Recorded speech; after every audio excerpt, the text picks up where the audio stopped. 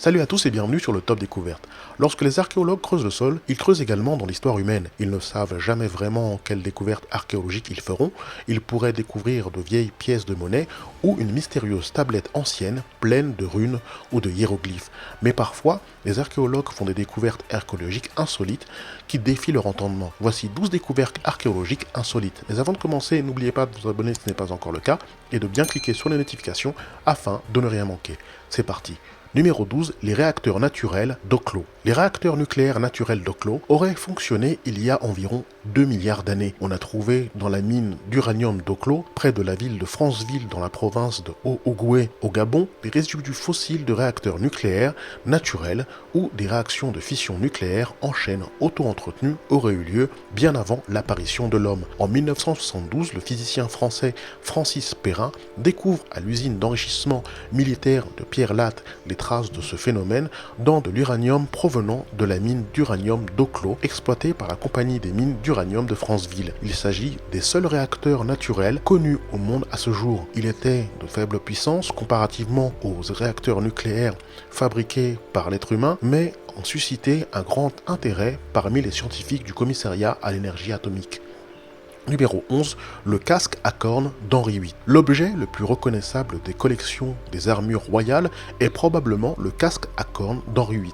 Ce casque est remarquable par son allure grotesque, ses lunettes en laiton soutenues par un nez crochu et dégoulinant et par ses cornes de bélier. Pendant 5 siècles, ces caractéristiques extraordinaires ont suscité les plus grands débats savants. Les recherches récentes suggèrent que le masque est très proche du visage de Schellenhutter, un fou figurant dans une carte à jouer dessinée par Peter Fottner, un artiste allemand du XVIe siècle célèbre pour ses personnages grotesques. Ce personnage a la même capuche bien ajustée, le même nez crochu dégoulinant, le même menton poilu, et les mêmes lunettes arrivaient. La présence de cornes, en revanche, reste un sujet à débat. En 1511, 2 ans après qu'Henri VIII fut devenu roi, Maximilien Ier, l'empereur du Saint-Empire romain germanique, chargea son armurier, Konrad Züssenhofer, de fabriquer une armure décorée de panneaux d'argent doré comme cadeau diplomatique pour Henri VIII, mais de nombreux spécialistes estiment qu'il est peu probable que Maximilien ait envoyé un tel casque à Henri VIII, les cornes étant souvent associées à une insulte. Numéro 10, les tombes taillées dans la roche. Récemment, le ministère égyptien du Tourisme et des Antiquités a annoncé un heureux accident, la découverte de 250 tombes taillées dans la roche dans la nécropole d'Al-Hamidiya près de Sohag en Égypte. Les archéologues arpentaient le site dans le sud de l'Égypte, le long des rives du Nil, lorsqu'ils ont fait une découverte inattendue. Le long d'une montagne à pic, l'équipe a découvert d'innombrables entrées de tombes creusées dans la paroi rocheuse. Les tombes sont au nombre d'environ 250, mais les archéologues s'attendent à en trouver beaucoup plus dans la région. Les tombes datent de 2200 ans avant notre ère, à la fin de la période ptolémaïque. Cette période de plus de 2000 ans s'étend de l'Ancien Empire au début de l'Égypte romaine. Les tombes découvertes sont plus petites que les lieux de repos luxueux des pharaons dans des endroits tels que la vallée des rois. Ils ont probablement servi les dirigeants et les bureaucrates de la ville voisine d'Akhmim, qui était un centre important de gouvernement. Les historiens pensent que les tombes mettront en lumière la vie d'un citoyen égyptien moyen. Parmi les tombes se trouvent des artefacts tels que des fragments de poterie, des os d'animaux, des pots en albâtre et même un miroir rond en métal. Numéro 9, une ancienne baguette rituelle. Les archéologues ont fait une découverte incroyablement unique et inhabituelle lors de fouilles à Tel Karassa, un site du sud de la Syrie, lorsqu'ils ont déterré une ancienne baguette sculptée de 2 visages humains. La baguette, qui a probablement été utilisée dans un rituel funéraire perdu depuis longtemps, est l'une des seules représentations naturalistes de visages humains trouvées en Syrie à cette époque. L'artefact a été trouvé dans un monticule artificiel qui s'est progressivement constitué en couches sur des milliers d'années. La couche dans laquelle la relique a été retrouvée date d'environ 9000 ans. À proximité se trouvait un cimetière où environ 30 personnes ont été enterrés sans leur tête. Ils ont été trouvés dans des espaces de vie, des habitations trouvées à proximité. La baguette a été découverte pour la première fois lors de fouilles en 2007, mais pour des raisons inconnues, la découverte n'a été publiée qu'en 2014.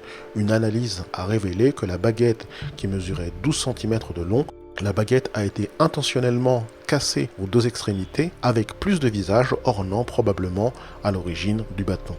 Numéro 8. De rares plaques de cuivre. Récemment, une fabuleuse découverte a été faite qui a considérablement enrichi l'histoire d'un temple déjà vibrant. 21 plaques de cuivre de l'époque médiévale ont été déterrées par les autorités de Sri Selam au temple de Mallikarjuna en Inde, qui sont datées du XVIe siècle voire plus tôt. Les plaques étaient inscrites dans des langues subcontinentales du sanskrit, du kannada et du telugu. Les plaques sont encore à déchiffrer. Numéro 7. Des empreintes digitales néolithiques. Les empreintes digitales néolithiques de deux jeunes potiers ont été identifiées sur un fragment d'argile vieux de 5000 ans découvert dans les Orcades. En avril de cette année, The Press and Journal a annoncé que des archéologues faisant des fouilles au cœur du site du patrimoine mondial néolithique des Orcades avaient découvert une empreinte digitale vieille de 5000 ans à la surface d'un récipient en argile. Astoponian a déclaré que la découverte de l'empreinte digitale néolithique était sans précédent. Mais maintenant, le professeur Kent Fowler, directeur du laboratoire de technologie céramique de l'université de Manitoba à Winnipeg au Canada, a utilisé un modèle numérique de l'argile créé par le spécialiste de la céramique The Ness of Brogard, Ian Blatchford, pour révéler deux autres empreintes digitales appartenant à deux jeunes hommes. Numéro 6. Un mystérieux pendentif en schiste. En 2015, un pendentif rare vieux de 11 000 ans a été découvert sur le site mésolithique de Starcar, dans le nord de l'Angleterre. Selon un chercheur, l'objet pourrait avoir été utilisé comme amulette de protection par un chaman. Le pendentif, un petit morceau de schiste perforé de forme triangulaire, est décoré d'une série de lignes gravées sur sa surface. Les archéologues n'ont pas encore établi ce que ces lignes pourraient représenter. L'artefact suscite également de nombreuses interrogations sur sa fonction. Le professeur Nicky Milner du département d'archéologie de l'université d'York a émis l'hypothèse qu'il pourrait avoir servi d'amulette de protection pour un chaman. Des coiffes fabriquées à partir de bois de cerf portées par de telles figures spirituelles ont été en effet découvertes à proximité du lieu où se trouvait le pendentif. Le professeur établit également un lien avec des bijoux en ambre trouvés au Danemark qui servaient effectivement d'amulettes de protection. La découverte est d'autant plus exceptionnelle que les chercheurs ont failli passer à côté. L'artefact a été découvert sur l'ancien emplacement d'un lac et des sédiments s'étaient infiltrés dans les gravures et le trou du pendentif, tant et si bien que les archéologues pensaient initialement avoir affaire à une simple pierre. Fort heureusement, la microscopie numérique a permis à l'objet de se révéler. Numéro 5. L'homme de Marie. L'homme de Marie, ou géant de Stuart, est un géoglyphe contemporain découvert le 26 juin 1998.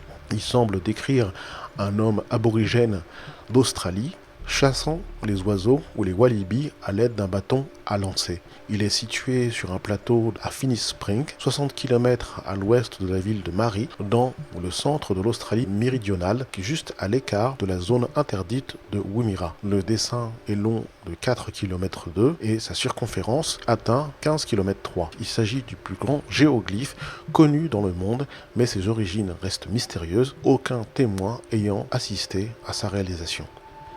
Numéro 4. Une carte du XVIIe siècle. C'est lors de travaux de rénovation dans une maison que la carte a été retrouvée dans une cheminée. Elle a failli terminer à la poubelle avant qu'une personne sur place ait des doutes et décide de l'amener à la Bibliothèque nationale. La carte, qui mesurait à l'origine 2,2 m sur 1,6 m, a été amenée à la bibliothèque d'Édimbourg, enroulée dans un sac en plastique et ressemblait, selon les témoins, à un paquet de chiffons. Elle était très endommagée et incrustée de saleté.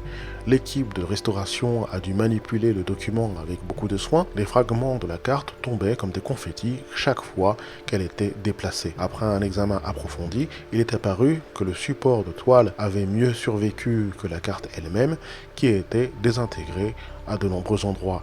La carte était imprimée en 8 sections distinctes et collée sur un support de toile. Sa restauration a nécessité 5 étapes: l'ouverture et l'aplanissement de la carte, sa séparation dans ses 8 sections d'origine, le retrait du support, le nettoyage à sec et lavage du papier, le réassemblage des différentes sections sur un nouveau revêtement de papier. Toutes les étapes de cette incroyable restauration ont été filmées. Numéro 3, les labyrinthes de Rocky Valley. Ces labyrinthes sculptés se trouvent à Rocky Valley, près de Tintagel. Il y a 2 de ces gravures rupestres sur la paroi rocheuse derrière un moulin abandonné à mi-chemin dans la vallée. Les experts débattent quant à l'origine de ces gravures rupestres. La suggestion la plus attrayante est qu'ils sont vraiment anciens, datant de l'âge de bronze. Cette idée est basée sur le fait que des sculptures de style similaire de cette époque ont été trouvées en Galicie. Compte tenu de l'état de conservation et des outils nécessaires pour sculpter les labyrinthes, d'autres prétendent que les labyrinthes sont d'origine celtique. Une autre opinion est qu'ils sont encore plus tardifs et remontent à l'époque où le moulin a été construit. Quoi qu'il en soit, le site est suffisamment proche du pays des fées et des cristaux de Tintagel pour qu'il soit devenu une sorte de sanctuaire New Age. Numéro 2, le stégosaure d'Angkor. Les paléontologues traditionnels disent que les dinosaures se sont éteints 65 milliards d'années avant l'époque de l'homme moderne. Ceci, cependant, n'a pas empêché la suggestion que certains dinosaures pourraient avoir survécu en tant que population relique et être apparus dans des œuvres d'art humaines. Un exemple d'œuvre d'art présentée comme preuve de cette vue est une sculpture à Ta Prohm, un temple magnifiquement envahi par la végétation à Angkor, la capitale de l'ancien empire khmer. Ta Prohm a été construit pendant le règne du souverain khmer Jayavarman VII en tant que monastère pour des moines bouddhistes Mahayana. Après la dissolution de l'empire khmer, le temple a été abandonné et récupéré par la forêt jusqu'au 19e siècle, lorsque les fouilles archéologiques sur le site d'Angkor ont commencé. La raison pour laquelle Ta Prohm est devenu important pour ceux qui s'intéressent aux dinosaures est une créature gravée sur les murs du temple qui pour certains ressemble de façon frappante à un stégosaure. Ce qui rend cette créature saurienne en apparence, ce sont des protubérances sur le dos qui ressemblent aux plaques dorsales du célèbre dinosaure. Cependant, selon les experts, il n'y a rien d'étrange. Les plaques présumées seraient en fait des fioritures artistiques que l'on peut trouver dans de nombreuses autres sculptures autour du temple, et le mystérieux animal ne serait qu'un buffle.